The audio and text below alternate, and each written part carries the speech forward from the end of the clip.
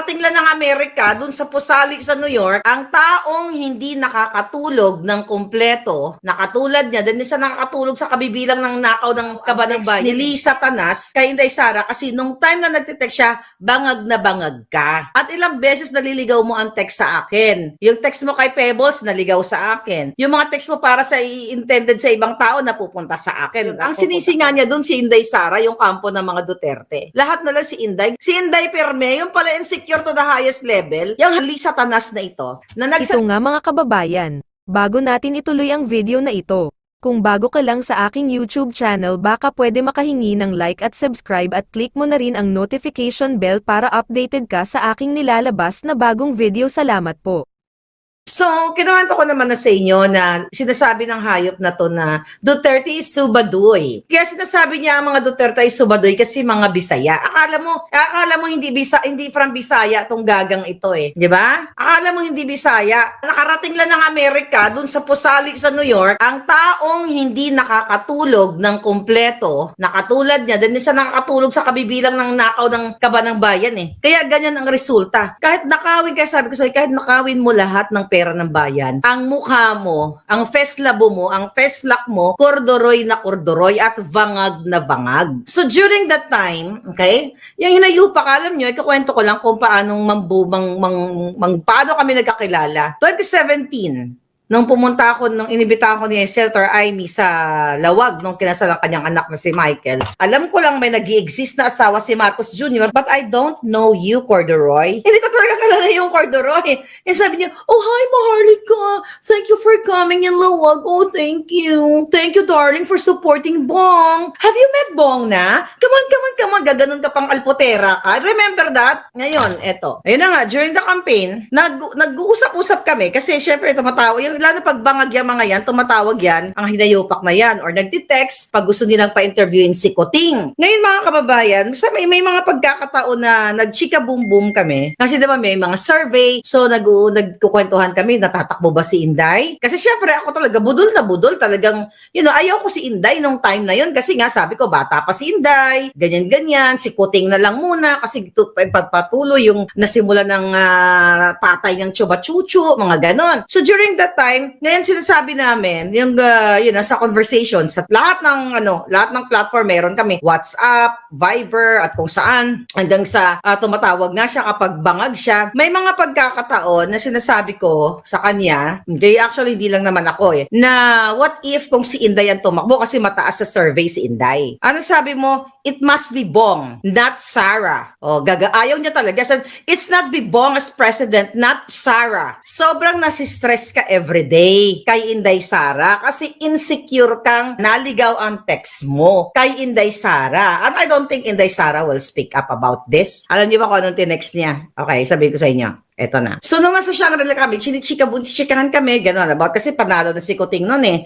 Tapos, dun sa conversation namin, nung gabi yon, okay, ang pinag-usapan namin, na naligaw ang text mo. Nung time na yun, hindi ko pa alam kasi ayaw pa sabihin sa akin ng informante ko. Basta naligaw ang text ni Lisa Tanas kay Inday Sara kasi nung time na nagtitext siya, bangag na bangag ka. At ilang beses naliligaw mo ang text sa akin. Yung text mo kay Pebbles, naligaw sa akin. Yung mga text mo para sa intended sa ibang tao na pupunta sa akin, pupunta kay La Pebbles. So, in-screenshot mo ang picture ni Inday Sara na nagkakasiyahan sila ng kanyang mga kapatid. Yung may event, may party. So, nakita mo yung magandang alindog ni Inday Sara. Dahil insecure ka to the highest level. In-screenshot mo ng bonggang-bongga, tapos ang sabi mo doon, I don't know kung kaninong papunta yon. Mayroong basta hindi papunta kay Inday. Naligaw nga kay Inday eh. Ang sabi ng Brua, she thinks she's pretty. I hate her. O, diba?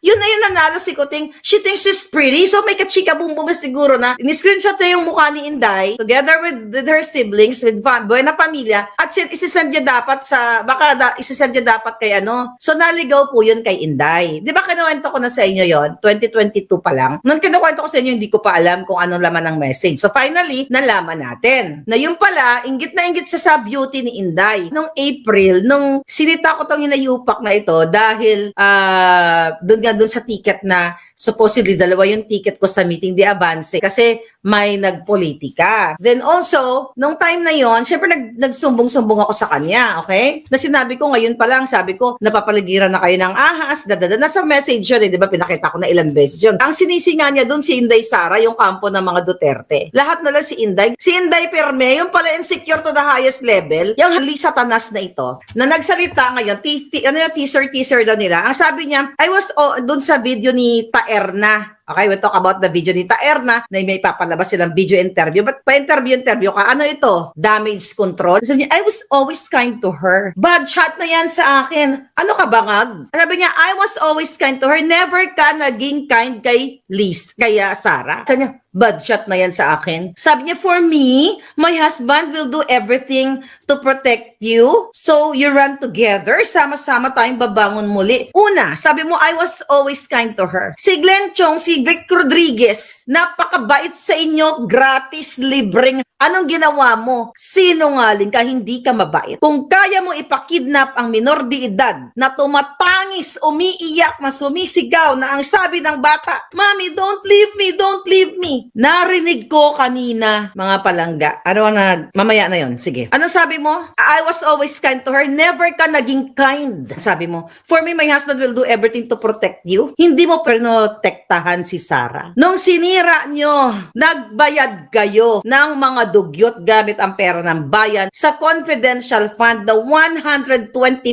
million. Alam mo kung sino na apektuhan? Hindi si Inday Sara. Yung pondo na yon na dapat matanggap ng mga taga Davao, ng mga may sakit, na mga tinutulungan ni Inday Sara na antala dahil sa kababuyan, nag-give up na si Inday Sara, di ba? O sige, wala nang confidential fund para masiyahan kayo. Pero ang panalo nyo sa loto, bilyon-bilyon na loan better, namamayagpag kang di punggol ka. Antayin pa ba natin, iparinig natin ang mga audio sa inyo kung paano tumatangis ang bata dahil pinadukot ni Lisa? Pero may tamang panahon dyan. Sabi pa niya, for me, my husband will do everything to protect you. You run together, sama-sama tayong babangon muli. Kayo lang ang bumangon kasama ang mga adiktus na pulboronic ninyong kasabwat. Kayo lang ang bumabangon. Sabi pa niya, pupunta ka sa rally, tapos tatawagin ng presidente mong bangag. Diba? You're going to laugh? Tama ba yon? Okay, let's talk about that. Unang-una, tatay niya yon. Wala kang karapatang pigilan si Sarah kung saang rally siya gustong pumunta. Ha? Pinapakita mo lang na diktador kang tatay niya yon, wala kang karapatang pigilan siya kung humalakak siya, umiyak siya, tumalon siya. Bakit hindi ba bangag si Kuting? Masakit ba ang bangag na salita? O bakit hindi ka magpapulburon test? Kayong lahat. Bangag, masakit ang bangag. Yung pag-kidnap mo sa mga bata, mas masakit ang ginawa mo. Bakit ko inuulit-ulit ang pangalan mo? Para mailabas ka at makaray ka sa pinakataas-taasang hukom sa UN, sa HR, kasi nandoon na ang ebidensyang, ano pa sabi nitong, even Lenny never did that. Tignan mo, bakit si Lenny gusto mong i-divert yung kwento kay Lenny? Hindi natin papatulan si Lenny. Pero si Lenny tinawag kayong magnanakaw, lahat ng kasamaan itinawag sa inyo, bangag ka nga. Balikan mo ang mga video ni Lenny, lahat ng kawat, lahat ng mga pangit na salita ng mga dilawan, uhukayin nga, di ba? Ni Kiko ang si Marcos Sr. I was very emotional. I hope maiparinig ko sa inyo, but i-describe ko sa inyo. I think I'm allowed to describe, but not to play the video. Balikan natin na si Lisa ay naging mastermind ng pangingidnap sa mga minor de edad. Balikan ko po ang istorya.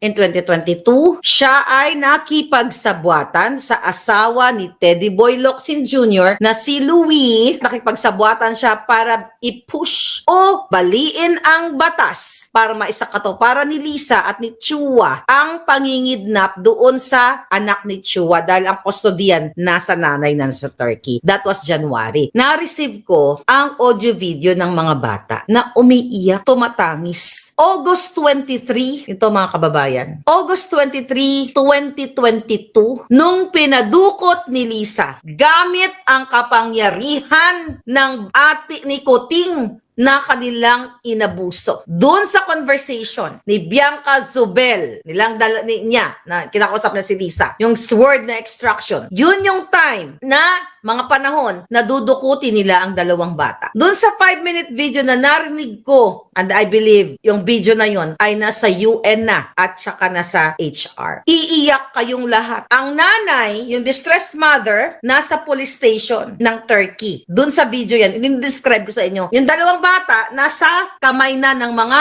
ISAF na inutusan ni Lisa. That was August 23 of 2022. Umiiyak ang mga bata sa kabilang linya, Mommy, Mommy, don't leave us, Mommy, Mommy. Umiyak ang mga bata na ganyan.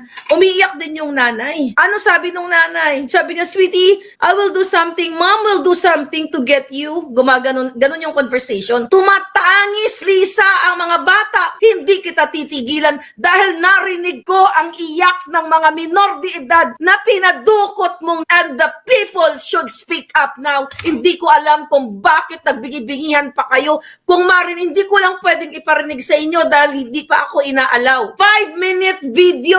Umiiyak ang mga bata during that time, 8-9 years old. Gaano kasakit sa isang magulang. Gaano kadimo ang tatay at si Lisa na naging magkasabwat sila. Umiiyak ang mga bata na, Mami, Mami, kinukuha sila ng gobyerno ng Pilipinas. Alam mo yung kikidnapin ka? Hahawakan ka ng mga military? 8-9 years old. Imagine, i-feel ninyo, masarap bang dudukutin ang 8-9 years old mong anak ng stranger? Gamit ni Lisa ang kapangyarihan ng gobyerno. Pinadukot ni Lisa ang mga bata. Umiiyak, magkabilang linya ng telepono, umiiyak habang ang nanay ay nasa police station ng Turkey na pinapupirma siya tapos pinakat na yung line. Pinaputol na dun sa kabila at yung nanay kailangan kasi in the middle of interrogation siya. Gaano kasakit sa magulang? Papakulong ka lang. Ngayon, meron kang immunity kaya malakas ang loob mo. Darating ang panahon, kakarayin ka. One day, you will hear everything. Ang tutukan ninyo, ang panghidnap niya sa mga bata, ina din siya eh. Wala pong matinong nanay na gagawin sa isang bakit ganito yung pakaramdam ko. 5 minutong umiiyak ang bata. Mami, Mami, pick up. Pinapick up sila doon. Pinapakuha. Nagmamakaawa sila. Nakunin sila ng nanay nila. Doon sa involved, kayo yung nagdukot na inutusan ni Lisa at binaboy din kayo ni Lisa. Redeem yourselves. Lumabas kayo. Magsalita kayo. Alam ko, tinapon kayo ni Lisa. Mga kababayan, yung inutusan ni Lisa na dukutin ang mga bata ay tinanggal niya rin sa trabaho. Redeem yourselves. I-expose nyo tong wag na kayong mag-ambisyon ng karir nyo dyan, sir, na nagdukot kasangkapan kayo. Mumingi kayo ng tawad sa Diyos. Mag-iba kayo ng karir dahil hindi kayo nararapat diyan sa ISAF na yan. Dahil kinasangkapan kayo ni Lisa Araneta Marcos na mangdukot sa mga bata. Hindi ba kayo binabangungot? Yung mga dumukot kay dun sa mga bata? Hindi nyo ba nararamdaman yung sakit bilang tatay, bilang magulang? Open your neurons. Use your billions of neurons. Kakarayin kita sa hukuman ng hindi mo hawak na hukuman. Yung mga ginawa mong polburon, pagpapanalo sa loto, lahat yan. Pero ang hindi ko matanggap, yung kaya mong magpakidnap ng mga batang walang kamuwang-muwang. Tapos aarte ka dyan, nabigatla ka, na nasasaktan ka dahil sinawag ang iyong asawang bangag. Mas masakit ba ang tawagin bangag kaysa mang-agaw ka ng mga anak?